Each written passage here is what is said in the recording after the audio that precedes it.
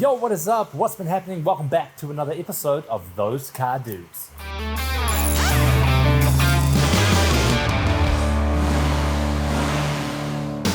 Well, today we're lowering the Audi and it's going low with a twist. We're gonna give JD 2 hours, exactly 2 hours to lower his car. And I'm not gonna help him. I'm gonna maybe give him the odd tool and that kind of thing, but I'm gonna be on camera and we're gonna see if he can do it. That's right, Nathan. We've lowered many cars in the past before, but we set the challenge today to lower this car in only 2 hours, and I don't know if I can do it. I don't know. I'm really gonna try, Nathan. Otherwise, he's gonna be driving home like this. That's half an hour a corner. Yeah. Let's do it. JD, your time starts now.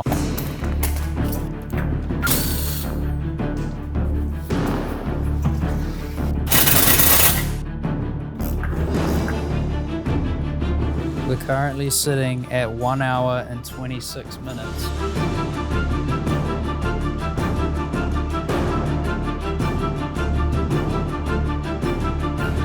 The spring compressors, as you compress them, the thread starts to stick out and it hits the top hat here, and then you can only compress them so much. This looks so weird. Is there another way of doing this? Only way. Don't bounce up and down. It's the only way. You are officially at 1 hour.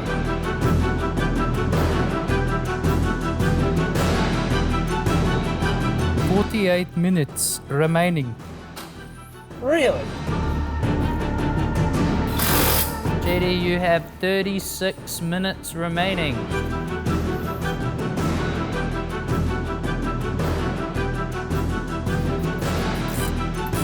Do you want to know your time? Yes.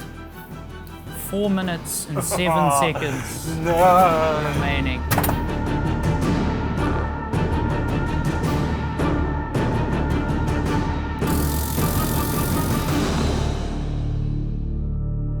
Hello everyone, it is another day, and last night we had to call it quits.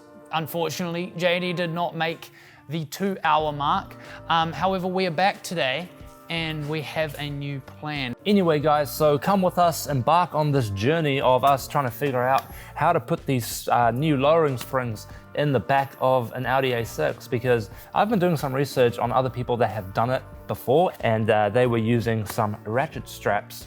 Very dodgy, I know, but hey, we're gonna try this attempt, otherwise we're just gonna have to take it in. So there's no other way to put it, Nathan and viewers.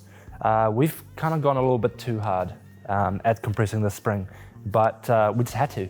We had to just go full send. So this is the original length of the new lowering spring compared to the old one. As we can see, it is significantly longer, and we've taken it upon ourselves to use these faithful spring compressors to compress them to literally almost half the length. I think I'm just going to compress them as much as possible and see if we can strop them down and then hopefully put them in the car. So yeah, we're going to use strops instead, and then that way we can cut the strop once there's a load on it, and then we don't have to unscrew niggly old spring compressors. So that's the goal. So right now we're looking at about 25 centimeters. And if we look at the opening here, we have about 25 as well, but this can still go down a bit. So that should be pretty good to put in. But first, we're gonna try to get these strops on nice and tight to hold these springs in place. JD, the professional. That's looking pretty good, eh? I mean, you can either look at it one of two ways. This is extremely dangerous, or it's safer than normal because you have two properly designed, well-built spring compressors and a strop on there. So technically, you're just being safer. No, but the idea is that we're gonna take the spring compressors off. I know. It's looking rather good, bro. Two strops on there, two spring compressors. The real question is though, JD, whose is that? Because that is just something else. Look at that sitting in the car park going, look at me. But that's not bad. Goodbye strops. Chopping it.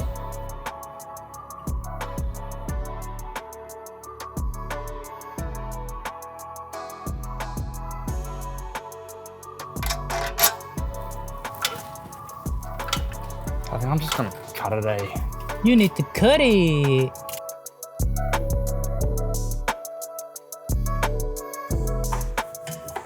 Has he done it? Nice, good job.